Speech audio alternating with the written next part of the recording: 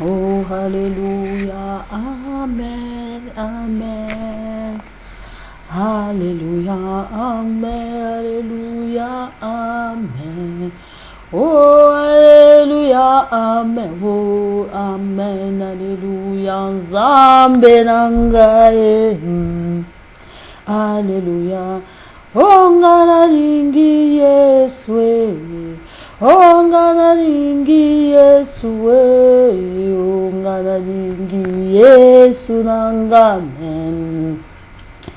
Alléluia, Amen. Kumisa Yesu, Amen. Kumisa Yesu, kumisa Yesu, Amen.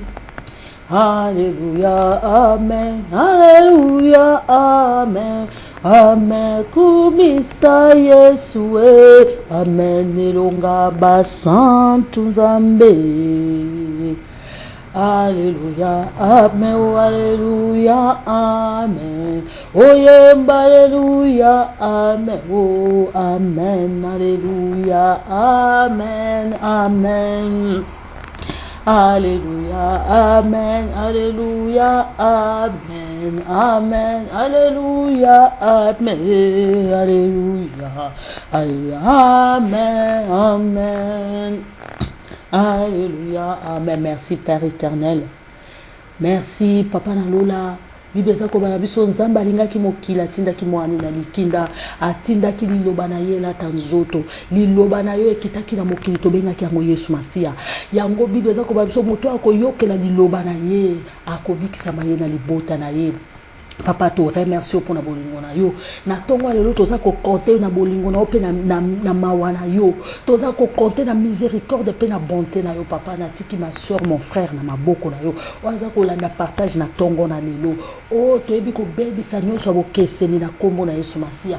Bible bi maloba ya moto ko pesa kufa mais molibo bosatu e ko vivifier. Seigneur soki ngana lobi malobo e uche pa inanga e ko pesa kufa na bana na yo. Kasi soki molibo mo santo a lobi na par Nzambe yekopé sa bon parce que Bible dit c'est poussé par l'esprit que les hommes ont parlé de la part de Dieu.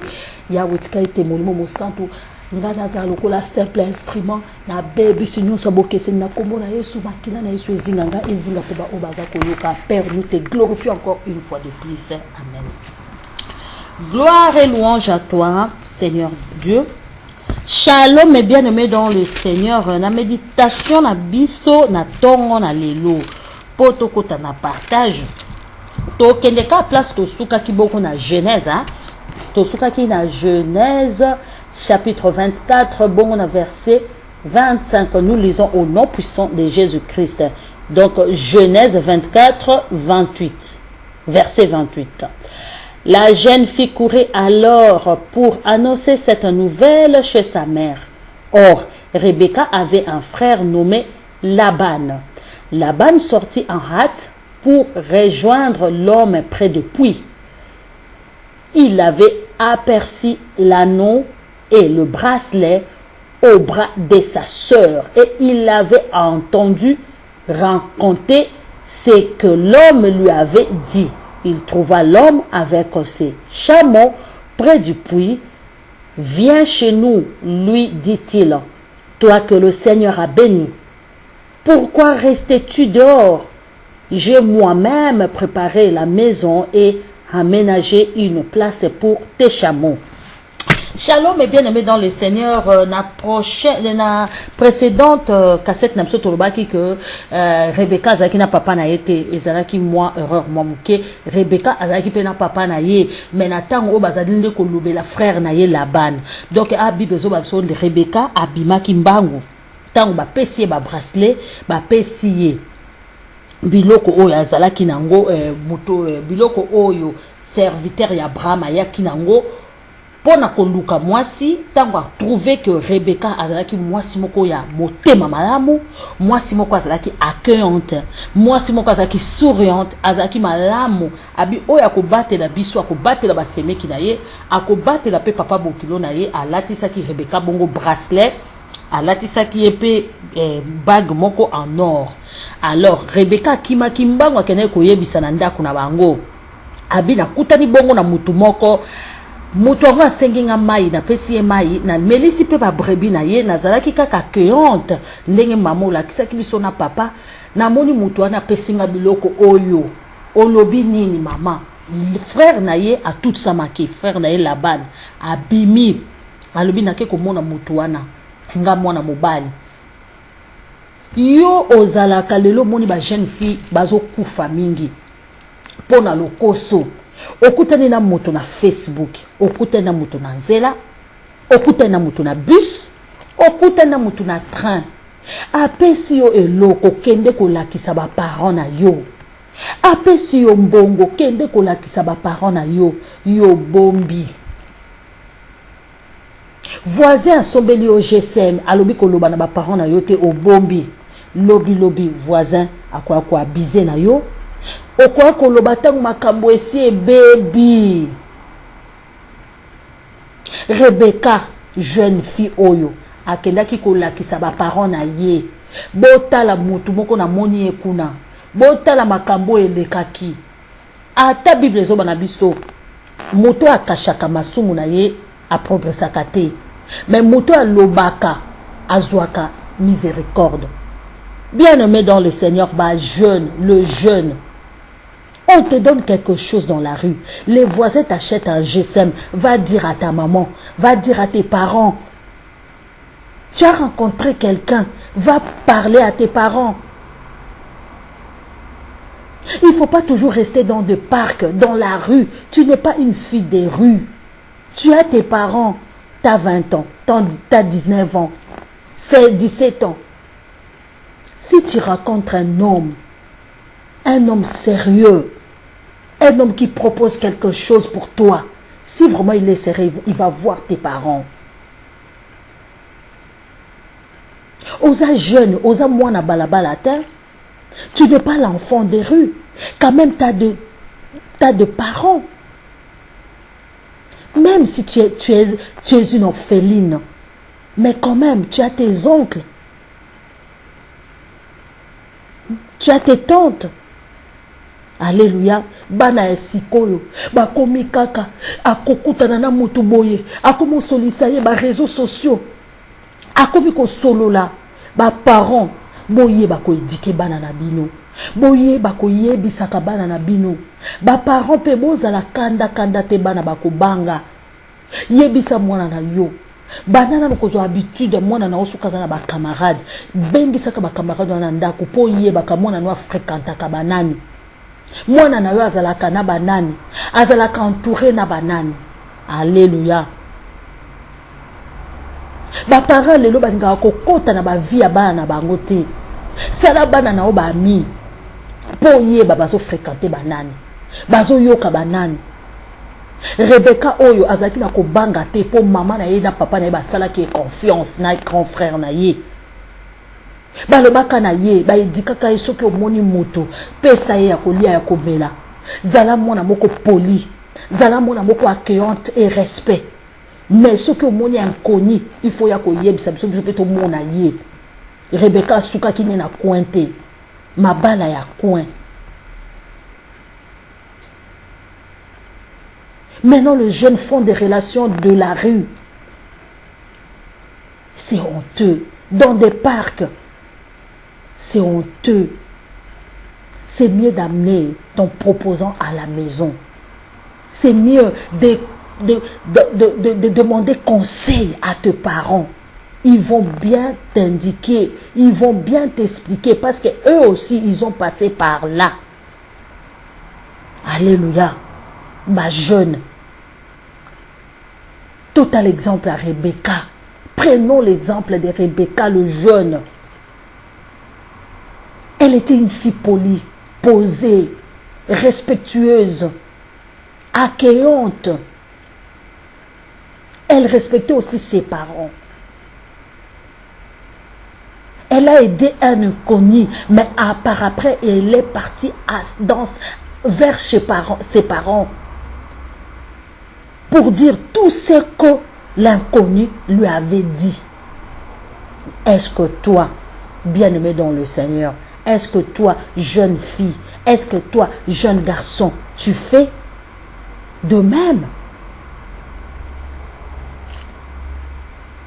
Alléluia. Toko continuer lecture na biso. Balobi yana ya bimaki alobaki yaka kokote pa na biso moi leki na nga yebisi biso makambo nyonso. Yaka nga moko na préparer quelque chose, nga moko grand frère na préparer quelque chose na ye Nathalie. Est-ce que makambo zo loba grand frère na yaka yoki abi makambo to zo loba makambo solo siko na ko meme pa ba parents na ngai akotisa ki mutu wana na verset 32. Les serviteurs d'Abraham viennent donc chez Laban, on déchargera le chameau et on leur donna de la paille et du fourrage. On l'apporta aussi de l'eau pour que le serviteur et les hommes qui l'accompagnaient puissent se laver le pied. On lui présenta de la nourriture, mais il déclara: je ne mangerai pas avant d'avoir dit ce que j'ai à dire. Ah, bien parlé, lui dit Laban. Je suis un serviteur d'Abraham, dit l'homme. Le Seigneur a comblé mon maître de bénédiction, ceci est devenu très riche, car le Seigneur lui a accordé des moutons, des chèvres et de bœufs, de l'argent et de l'or, de serviteurs et de servantes, de chameaux et des ânes. Sa femme Sarah, malgré son âge, lui a donné un fils à qui il a transmis tout ce qui lui appartenait. Mon maître m'a fait jurer de ne pas prendre pour son fils une femme du pays des Canaan où il habite. Il m'a dit: jure-moi d'aller dans la famille de mon père, dans mon clan, afin d'y prendre une femme pour mon fils. Alors je lui ai demandé, et si la femme refuse de me suivre? Il m'a répondu: le Seigneur devant qui j'ai toujours vécu, le Seigneur devant qui j'ai toujours vécu enverra son ange avec toi. Il fera réussir ton entreprise et tu ramèneras pour mon fils une femme de mon clan, de la famille de mon père. Du moment que tu seras allé dans mon clan, même si tu n'obéis rien, tu seras dégagé de ton serment. Préservé de ma malédiction. Ye lobi mosel na Abraham lobi ngana kolia te na komela te avant que na bisabino likamnga na ye nango awa ngai naza mosali na Abraham. Maître na nga nzamba pamboli ye na nyonso na mbongo fortune bijoux nyonso ndako pe mwasi na yo ya mukolo azalaki ekomba bande kobota te nzambe pe a permettre abotela ye mwana ngo kombo na ye Isaac. Mais papa na ye akomi mokolo apesi Isaac makambo tout ya ye héritier. Isaac a hérité tout ya papa na ye. Yango wana atinda kinga alobaki na nga na lapandai nazwela ye kaka mwasi na mboka na ye Mésopotamie o ezalaki Afrique. Nazwela ye mwasi kaka na clan na ye, na libota na ye, na munoko na ye. Donc na ekolo na ye. Soki mwasa muluba kaka mwasi ya muluba oya wuti na libota na ye moko. Donc nazwela ye mwasi ya étrangère te. Nazwela ye kaka une fille chrétienne. Oyo azalaki na église na ye. Oyo ye ayebaki. Oyo pasteur na ye akondima. Parce que ça na confiance ya bana na Nzambe. Alléluia. Yango wana ngana lobaki na yesoki mwasi wana a refusé ya lobi nga te Nzambe ona sambelaka naza na confiance na ye. Abraham azalaki na père de la foi, azalaki na confiance totale ya Nzambe. Abina yebi ke Nzambe wana kotinda mwanze na ye po asala posa na ngai, akotinda mwanze na ya diriger yo ti na famille na ngati na clan na ngati na libota ba na Nzambe malgré tout ba bleu na ba ivre bazali, mais Nzambe akotinda yo ozwela kaka mwasi oyo ngai na kopona.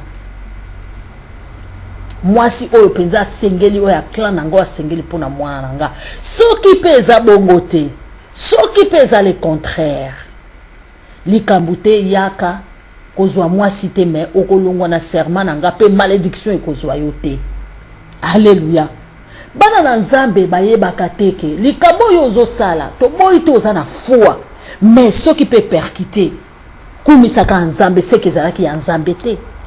Bana Nzambe bazaka ngana chaki foi ifo nazwa yoka père de la foi alobi pe lisusu soki pe simbi nango te po ekoki ko simba to comme ko simba te po makanisi nanga ezali nazwa mwasi na clan mwasi ya mwana nga na clan nanga mais makanisi ya nzambe yo yebite Abraham pe azalaki na côté négatif na ye bato mi balobaka eza mabe non eza mabe te au cas où il faut ezalaka au cas où kozwa te mais atiaki ebele foi na ezalaki ya 99% mais 1% alobi soki pe simbité je glorifierai toujours le Seigneur yango mona bato mingi akosa likambo soki esimbita komoloba te nanga na tiki Bible na bwaki Bible alingi kaka o esimba peut-être place yo tchaki foi eza place nzamba tchaki foi te bien aimé dans le Seigneur place yo tchaki foi ezaki na makambo mabe yango nzamba bitozo senga mingi tozo zwate tozo zwate pona nini o sengeli na biso ezokokana na oya nzambe te Nzambe amonaka fourmi ya noir na se na libanga ya noir na mabele ya noir azomonela yo makambo mususu azomonela yo makambo mususu yo lobaka Nzambe so apenga mobali o te donc nga na tiki Bible Nzambe so apesinga ko bota na mobali o te nga na tiki Bible tala ndenge naza imeli tala ndenge bazo finga nga tala ndenge deuxième femme aboti c'est que Nzambe existe akate ezakita musu Nzambe azomona makambo mususu miso ya Nzambe ezali oyo biso to mona kate alléluia yango ndekolanga fozalaka na foi 99% mais yebaka pe soki balobi ata pamboli te biso tozaona tozaba chrétien kapona kokumisa ye ozui gloire à Dieu ozui te gloire à Dieu kosimba kisite bandimi baye bandimi baye te gloire à Dieu yango na lingaka nzembo me rappelle d'histoire Mama Baraka simba kisite o kaka seli loba na Nzambe o ndeko nanga ko simba kisite o kaka seli loba na Nzambe o